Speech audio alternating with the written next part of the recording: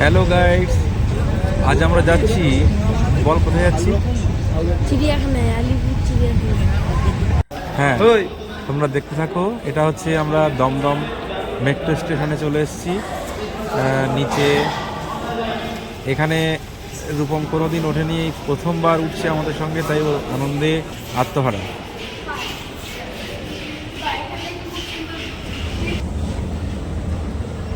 Ticket কাটার পর আমরা ভালো লাগছে স্লাইড দিয়ে উপরে উঠছি। আর উঠে যা উঠে যা উঠে যা উঠে যা। তারপর আমরা ওয়েট করব মেট্রোর জন্যে। মেট্রো আসবে।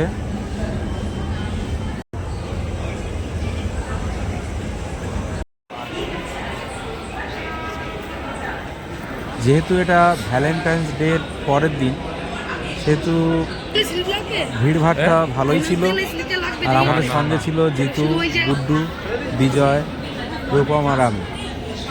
আমরা ওয়েট করছি মেট্রোর জন্যে। একটু পরেই মেট্রো ঢুকবে।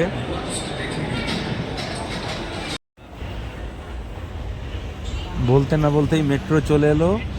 এবার আমরা মেট্রোতে চড়বো।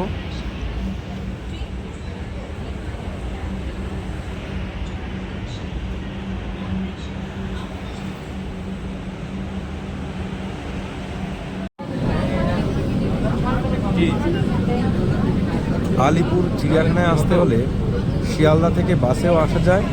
আমরা মেট্রোতে করে যাচ্ছি।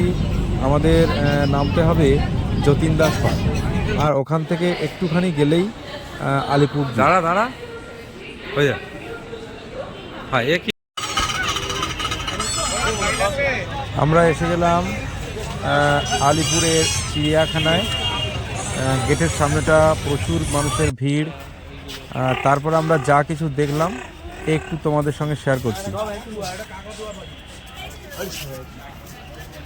অনেক ছোটবেলায় একবার বাবা মায়ের সঙ্গে গিয়েছিলাম।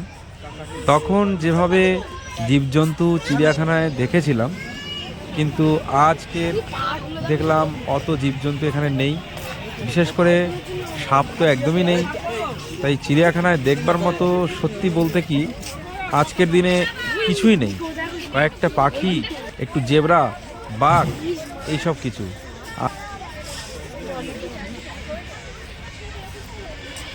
বাহ বাহ, এরা তো এগিয়ে আসছে ভালো।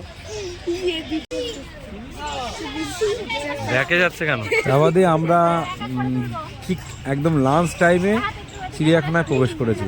সে কারণে জীবজন্তুরা সবাই ঘুম দিচ্ছে। বাঘ, সিংহ, এগুলোকে তো আমরা ভালো করে দেখতেই পেলাম না। এটা ময়ূর। তারপর এইসব যা কিছু দেখতে দেখতে, তাও চিড়িয়াখানার ভিতরটা অনেকটাই, হ্যাঁ, সিংহটা এইভাবে বসেই রয়েছে। আমরা অনেকবার চেষ্টা করলাম একটুখানি মুখ ঘোরায়, তা আবার ঘুরে নেয়। তার উঠবার মানে ইচ্ছেই নেই।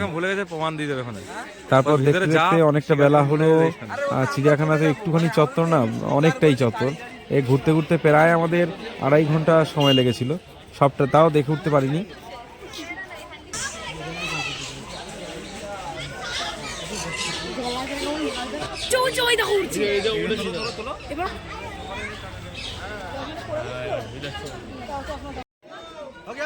বাঘ বাবাজি খেয়ে দিয়ে চিত হয়ে শুয়ে আছে, আর একটু একটু চোখ পিটপিট করে তাকাচ্ছে, কিন্তু উঠার ইচ্ছাই নেই।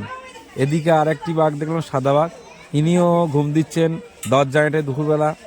আমাদের মানে গিয়ে এত সাড়া দিচ্ছি, তার মানে কোনো রকম সাড়াই পেলাম না। তারপরে আবার এলাম চিতা দেখতে। এখানে চিতার এখানে অনেকটাই ভিড়, কিন্তু সবই একই ব্যাপার। কেউই মানে জেগে নেই, প্রত্যেকেই ঘুমোচ্ছে। হ্যাঁ, তাই তো দেখছি সব ঘুমে ব্যস্ত। কোনটা? ও যা বলতে হয় বলে দিচ্ছে।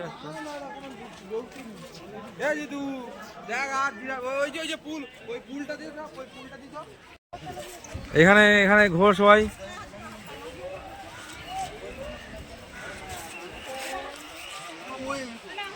কি মাছ?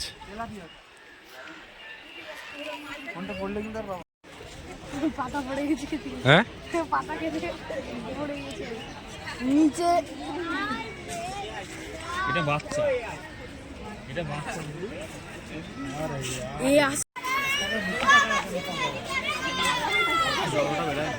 না, ওই ভিতরে আছে।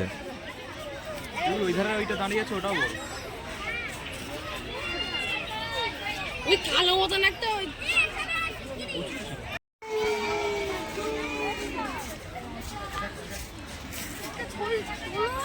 কি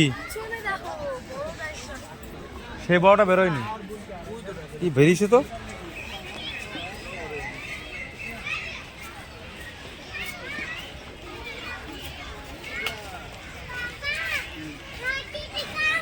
सब दिखाऊंगा चलो।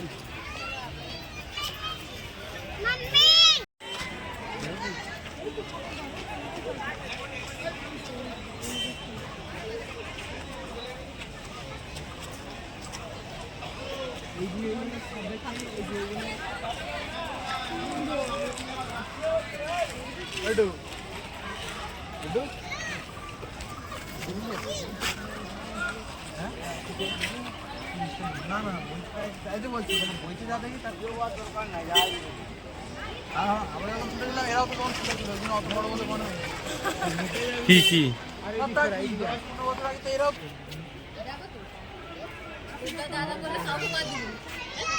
কি আছে এই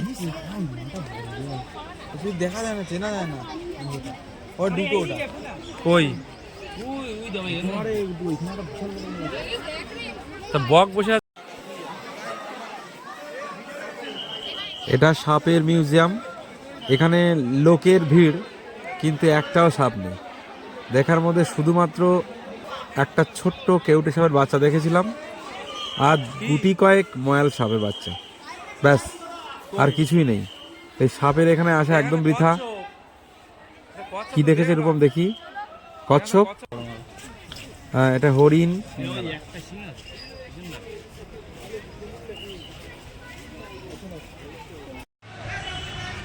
এই একটি জিনিস দেখলাম যা চিড়িয়াখানায় রাখা, ভবিষ্যতে কলকাতার কোনো দিন এটাকে দেখা যাবে না, ট্রাম।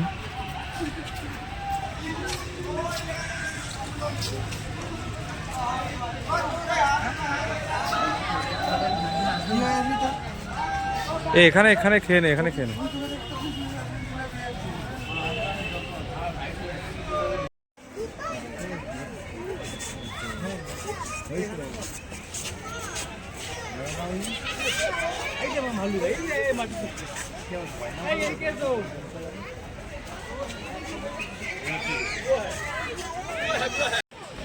একই পরিবেশ।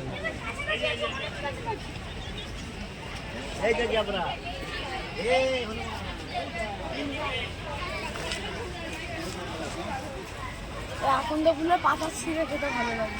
হুম, ওই তো তাই তো একজন আকন্দ ফুলের লাড্ডু।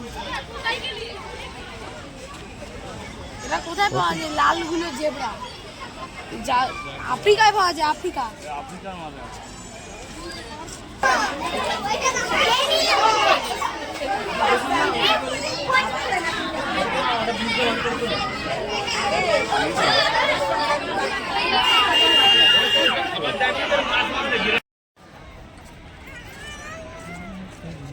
সবটা ঘুরতে ঘুরতে আমাদের প্রায় 3টে বেজে গিয়েছিল।